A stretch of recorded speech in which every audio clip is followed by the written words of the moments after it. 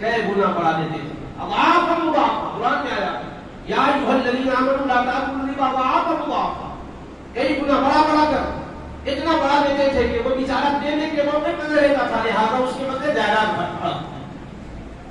اور جوئے میں بیویوں کو تک دوڑنے لگا دیتے تھے.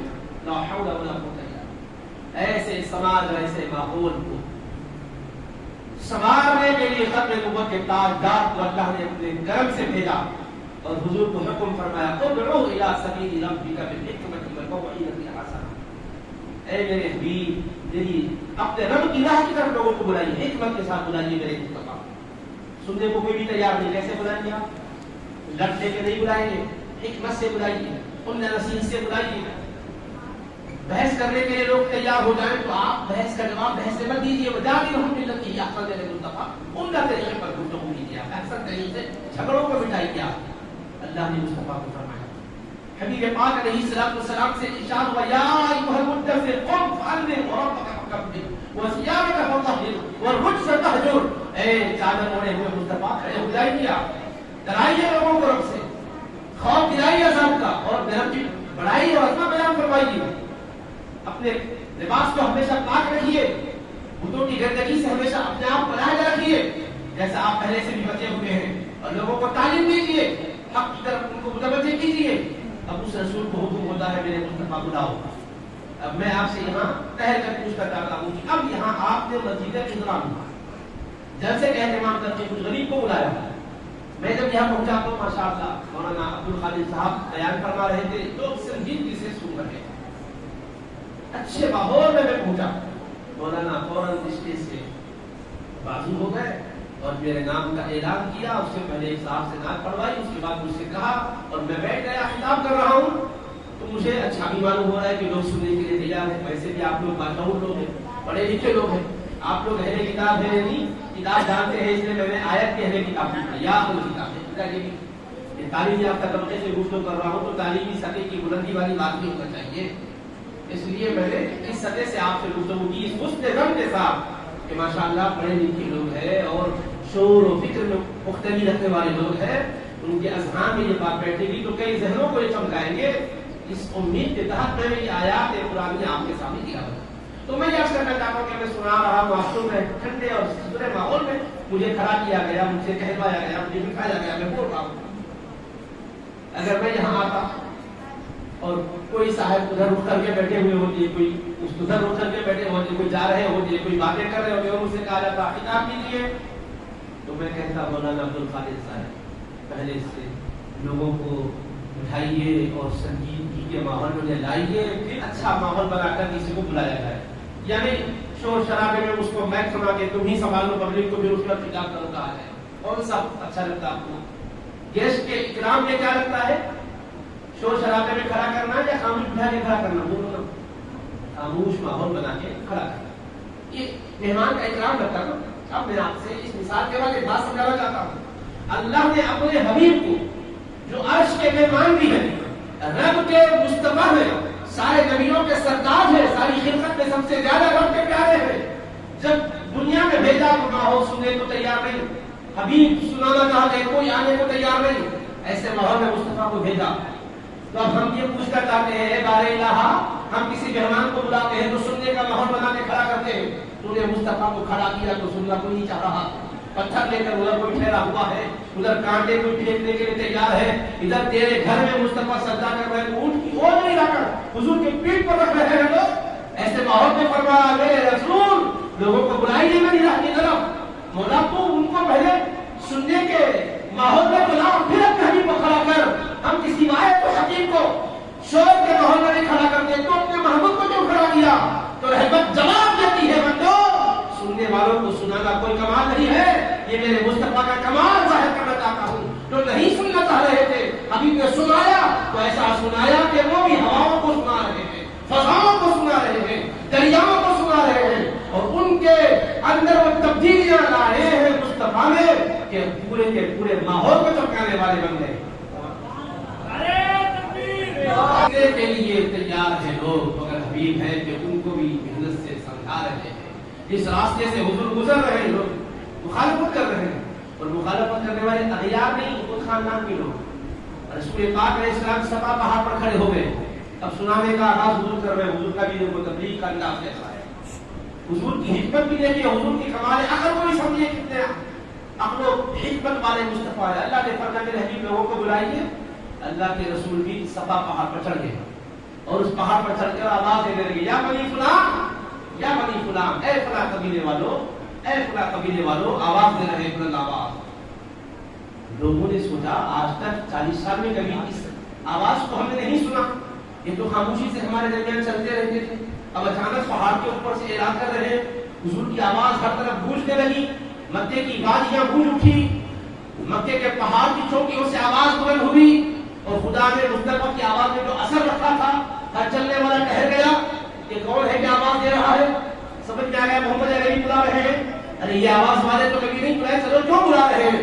سب کے سب آ گئے, اور جو نہیں آ سکے کسی مجبوری کے تحت انہوں نے اپنا نمائندہ بھیجا.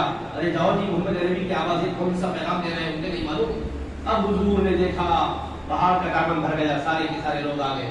حضور نے نگاہ ان پر ڈالی, مڑ کر پیچھے دیکھا, سامنے پورے کے پورے مجمع کو دیکھا. حضور نے اب خطاب شروع کیا تو انداز خطاب دیکھو. حضور فرماتے ارائیتم لو اخبرتکم ان خیرا تخرج من سفح هذا الجبل وتريد ان تغير عليكم اكنتم مصدقين. اے تمام شرکت کنندگان, بھلا بتاؤ تو صحیح, اگر میں تمہیں یہ خبر دوں کہ پہاڑ کے پیچھے سے ایک لشکر تم پر حملہ آور ہونا چاہتا ہے, تو کیا میرے فرمانے پر تم مان جاؤ گے, کیا میری تصدیق کرو گے؟ حالانکہ تم نہیں دیکھ رہے ہو. میں اپنے مشاہدے کی بنیاد پر اگر یہ خبر دوں کہ ادھر ایک لشکر ہے گھڑ سوار اور ایک وقت ایک بار بھی تم پر حملہ کرنا چاہ رہا ہے, تو کیا تم مان جاؤ گے؟ پورے مجمع سے ایک ہی جواب آیا, ماں جربنا علیک الا صدقا. اے محمد عربی, اپنے آپ کو صرف سچا ہی پایا. آپ فرماتے ہیں تو ہم بلا تعامل مان جاتے ہیں. اچھا مان جاتے ہو میری بات, تمہیں کوئی تردد تو نہیں ہے, کوئی تردد نہیں, کوئی شبہ نہیں. تو حضور نے اب یہاں پہلے کس کو بنوایا؟ پڑھے لکھے لوگ ہیں, آپ بتاؤ کس کو بنوایا حضور نے؟ اپنے کو بنوایا کہ مجھے تم کیا سمجھتے ہو یہ بتاؤ کہ صحیح. سب نے کہا آپ کو ہم امین سمجھتے ہیں, سازش سمجھتے ہیں. اب اس کے بعد حضور نے فرمایا فإنی نذیر لکم بین یدی عذاب شدید, میں تمہیں ایک بڑے عذاب سے ڈرا رہا ہوں. یا ایھا الناس قولوا لا الہ الا اللہ تفلحوا, اے لوگوں تم کہہ دو اللہ کے سوا کوئی عبادت کے لائق نہیں, کامیاب ہو جاؤ گے. اب حضور نے جب یہ اعلان کیا, اللہ کی طرف لوگوں کو بلایا, تو پھر ابو لہب نے وہی پکار کر کہا تبا لک الہذا جمعتنا, افسوس کیا آپ نے اس کے لیے ہمیں جمع کیا تھا, یہ اعلان سنانے کے لیے جمع کیا تھا, مخالفت کا سلسلہ شروع کر دیا. تو حضور نے یہاں اپنی حکمت تبلیغ سے سمجھایا لوگوں کو کہ دیکھو میں نے ڈائریکٹ اللہ کی طرف لوگوں کو نہیں بلایا, پہلے اپنے کردار پر ان سے گواہی میں لے لی.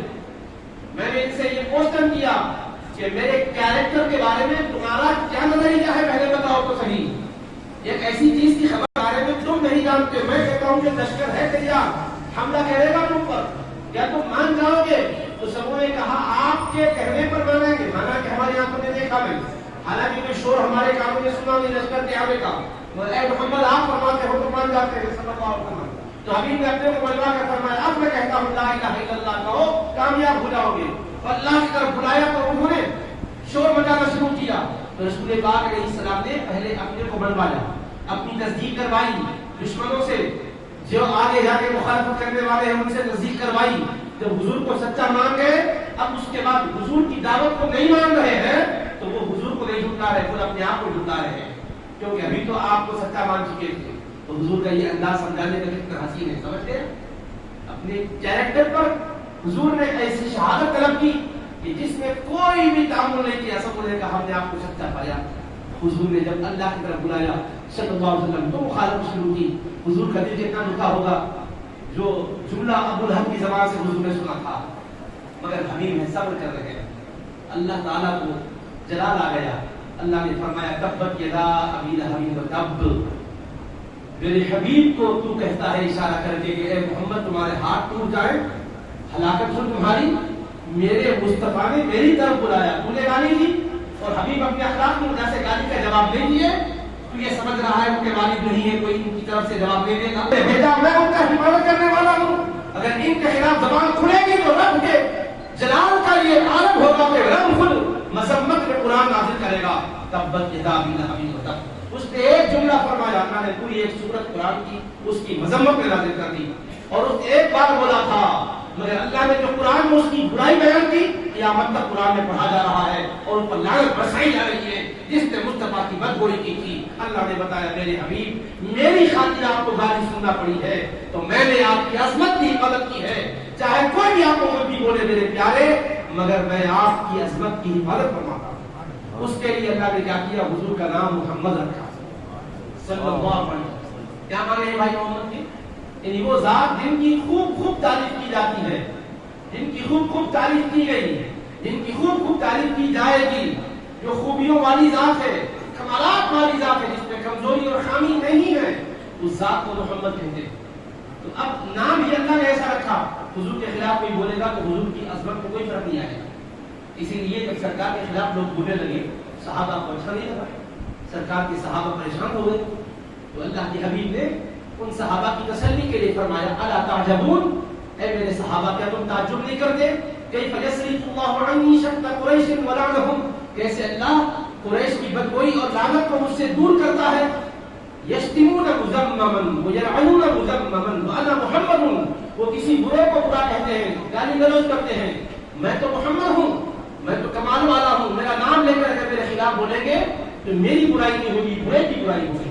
اللہ نے مجھے تو پاک بنایا ہے، مجھے تو صدورہ صفات بنایا ہے، تو حضور کے نام مبارک کو اللہ نے ایسا بنایا کہ کوئی گالی بھی حضور کا نقصان نہیں کر سکتی، گالی دینے والا نقصان نہیں کر سکتا.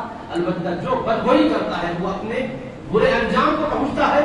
اللہ کے حبیب کی سیرت طیبہ کا ایک ایک باب نہایت روشن ہے، ایک ایک ادا چمکدار ہے، اور ہم پر یہ ذمہ داری آتی ہے کہ حضور علیہ السلام کے ذکر مبارک کے بعد یوں ہی رسم اٹھ کر نہ جائیں، عہد کریں کہ ہم اپنی زندگی کو چمکائیں گے، آقا کی سیرت طیبہ کے انوار سے زندگیوں کو چمکائیں گے، روشن کریں گے.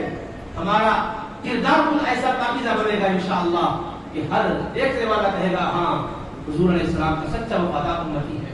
اللہ سے میری دعا ہے بار الہ حبیب پاک علیہ السلام کی ذکر کی برکتوں سے ہمارے دلوں کو ہمیں سیرت طیبہ کے انوار سے اجالا لینے کی توفیق عطا فرما، ہمارے زندگی کی ہر تاریکی کو مٹا دے، اعداد و انصاف کرنے والا بنا، ایک دوسرے کے